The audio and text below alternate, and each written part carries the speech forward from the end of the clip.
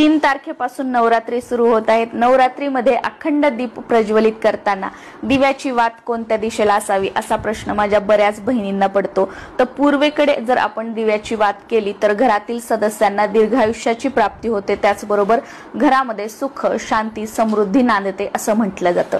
उत्तरेकडे जर आपण दिव्याची वात केली तर आपल्याला धनप्राप्ती होते आणि पैशाची भरभराट घरामध्ये होऊ लागते असं म्हटलं जातं। दक्षिणेकडे आपण वात करू नाही शकत कारण ती यमाची दिशा आहे। वर्षातून एकदाच फक्त यमदीप दान करताना आपण दक्षिण दिशेला वात करून दिवा जो आहे तो लावत असतो आणि पश्चिम दिशेला पण आपण लावतो, ते शुभ मानलं जातं। पण बऱ्याच जणांचं असं म्हणणं आहे की पश्चिम दिशेला ज्योत केल्यानंतर कामातील अडचणी ज्या आहेत ना त्या वाढू शकतात। त्याच्यामुळे सगळ्यात साधं सोपं दिशा न बघता दररोज जो आपण देवघरामध्ये वरती आकाशाकडे वात असणारा दिवा लावतो ना तसा लावला तर तो सर्वात उत्तम, खूप लाभदायी आहे।